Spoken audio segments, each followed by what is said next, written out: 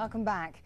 As early as 1989, the Velvet Revolution in the former Czechoslovakia used the web to spread the message of protests and to get people out onto the streets. Even in recent times, the web has frequently been used by political activists as a platform to criticize the authorities. In response, certain governments have escalated tactics against bloggers, web activists, and anti-government protest groups. They resort to blocking websites that don't conform to their ideology or image.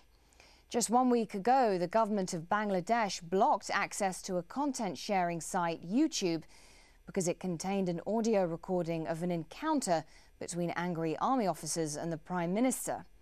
Certain governments are also known to track down activists and arrest them. For example, China, equipped with its sophisticated filtering and surveillance technologies, widely known as Beijing's Great Firewall, locks up bloggers for expressing anti-government sentiments. Well, we're still joined by our guests in Doha, Joy Ito, in Cairo, Lawrence Pintak, and also in Cairo, Marwa Raja.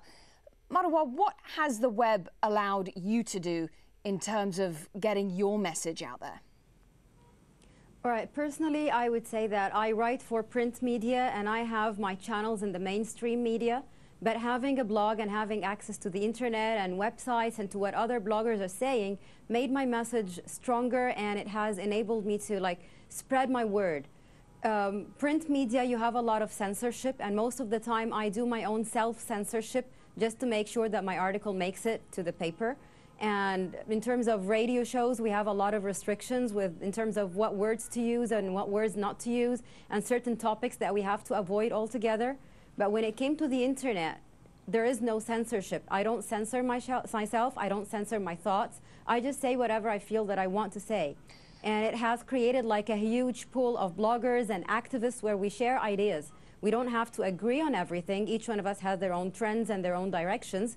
But at the same time, we share and interact. And that has been like a major factor in personal growth. What do you make of that? You have a plethora of ideas of information out there. So in a sense, the web has given power to the people by allowing them to speak out in an environment that may be hostile or repressive. But it cuts both ways, doesn't it? Because the web has also empowered those with a much more sinister agenda. Absolutely. It is a wonderful thing that everyone can say what they want to and not go to jail, we would hope. But it's also, yes, it also opens the way for those who are spouting vitriol, hate speech, etc. But we've seen that through history. And cultures have always been able to absorb that. Just because someone's using the web to attack another race or spout some kind of nasty comments about someone else does not mean that we should be shutting it down.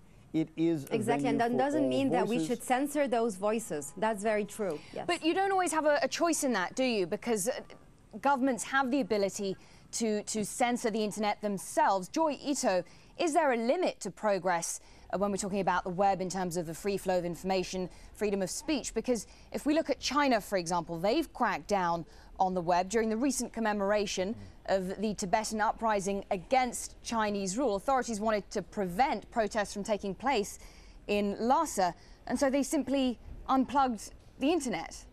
Well, I think that those are temporary solutions. In internet technical world, we say that the internet will find censorship as damage and route around it. And the activists in China all have access to everything, and I think it's just a matter of time, and the costs will continue to escalate. So there'll be an arms war, but I think that if China wants to join the rest of the world in the new economy and the new information age, eventually the costs will be too high to prevent everything. But even Western search engines like Yahoo and Google will filter results, will censor themselves in China, won't they? Right, that's why we're now setting up sites that don't filter. I'm also on the board of Witness, and we have a video hub where we're now collecting human rights videos that won't get censored like they do on YouTube and Yahoo. And I think people will start to realize that they can't trust commercial companies to protect their privacy or to protect free speech in all cases. Lawrence Pintak, can you comment on that point? Because the web is not neutral, is it? How much is it influenced by large corporations and vested interests, and how wary do we have to be of that? Well, certainly large corporations can influence the web just like large corporations used to send out video news releases to mainstream TV channels. But then you have all the people like Marwa who are out there emphatically not representing big business. All those new voices that are out there who are undermining, you might say, the big businesses, who are undermining the politicians. We just saw in the U.S. the power of the bloggers, for good or ill, to unseat a presidential nominee. So how those far does that bloggers, power those extend? voices, Marwa, if you can answer this, how easy is it for the government there to imprison bloggers? It's not as easy as it sounds. Those bloggers who have been imprisoned, they really went overboard with things. There's a difference between saying your opinion and there's a difference between attacking somebody else. I've been blogging for like 3 or 4 years now, and I've had some kind of aggressive opinions. And I know other bloggers, like for example, Wael Abbas of Misr Digital, and he has all the torture videos and very angry posts. But there is a limit, there is a line. As long as you're being constructive, as long as you have your sources, as long as you're documented, it is not as easy. Lawrence Pintack, countries where broadcasting and publishing media is state-controlled, well, those governments can just as easily censor the internet, can't they, by blocking access to certain websites and monitoring which websites people go to in order to track them down, find them, possibly arrest them? They can track them, they can make people register at internet cafes, that sort of thing. But it's not just as easy to block a website. As Mr. Ito was pointing out, there are lots of ways around that. They can block it, but people find other ways. Lots of software out there, lots of techniques out there. But Joy Ito, can governments manipulate search results? Well, governments can manipulate filtering more than they can manipulate the search results. I think most of the search result manipulation will have to be by putting pressure on the search engines, although there are some sophisticated technologies. But at the end of the day also, for instance, most of the images coming out of Burma during the crackdown on the monks, we call the sneaker net. These are little memory cards with people running around. And so although the internet's a very important part for the publishing, there are lots and lots of layers of stuff that goes on, and the internet is used to coordinate this. But you have to also understand there's a huge uprising of a social structure that is able to route around a lot of this technology that the governments are putting in place. So Marwa, does state repression of media, television, information in general encourage more people to embrace the internet?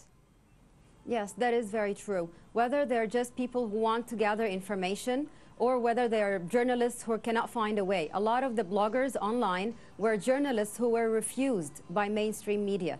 I can name like San Monkey. He wanted to be a journalist and then he was refused. Wael Abbas, he is a journalist, but then again he had to go to blogging because he didn't want the censorship and the monitoring. There are a lot of people who have a lot to say, and when the mainstream media shut down in front of them, they just had to find an alternative. A lot of people with a lot of things to say, but Lawrence Pintack, we touched on this point before about the digital divide. There are a great many people in the world who are disenfranchised, who aren't able to express their opinion, who don't have access to the web. Absolutely. And, you know, that's a bad thing, but the more the web gets out there, the more internet penetration increases, the more access they're going to have. Governments have their fingers in a dam. They're trying to stop the flow of information. We're on Al Jazeera. It's an example of the change in the flow of information. The internet is another example of that. It just keeps coming. They can't ultimately stop it. Well, with that in mind, Joy Ito, is it only a matter of time before the Great Firewall of China is torn down? Well, it's hard to predict when and how this is going to happen, but I think it's a matter of time. It's a losing arms race, and it depends on how long they're willing to continue to invest and how long they're willing to stunt the growth of certain aspects of the society. But can this sort of censorship be prevented? I'm sorry? Can this sort of censorship be prevented? Well, so for instance, in many of the citizen journalist circles, we're creating lots of tools and creating lots of guides to allow people to circumvent this stuff. And it's always easier to produce technology to circumvent this kind of censorship than it is to implement it. So again, I think it's a financial war rather than one that's So where do you think we're going to be in the next 20 years? How will the web change in terms of user experience? I think mostly it's going to move dramatically to mobile. In Japan, more than half of the people use mobile for the internet access, and I think that the digital divide will definitely be a lot less of an issue. And And I think that the world will become much more internationalized rather than the primary English. I think one of the biggest issues that I have right now is that, for instance, there's very little Arabic content on the net because we just haven't yet seen it grow. Obviously it's coming, but I think it's not yet nearly as international as it could be. Lawrence Pintak, what's your take on that? How do you think the evolution of this technology is going to affect the world? I think we will become much more intertwined, which is a wonderful thing. The fact that all of those polarization issues we've had over the last few years between the West and the Arab world, etc., the internet is helping, not completely doing it, but helping to break that down. But I come back to the issue of being able to separate what is journalism and what is opinion. And that's a very important issue as we move forward. Marwa Raha, what are your thoughts on that? I think that the internet has done a great job on bringing like the exchange of opinions, like hearing the other. Like now I'm 34, but like 20 years ago, every time I would hear Israel or any Israeli person mentioned, I wouldn't even think of hearing that person out. Now I follow Israeli blogs and bloggers and I understand where they come from. So this has brought people to understand the other and to like sort of, in a way, try to accept that other.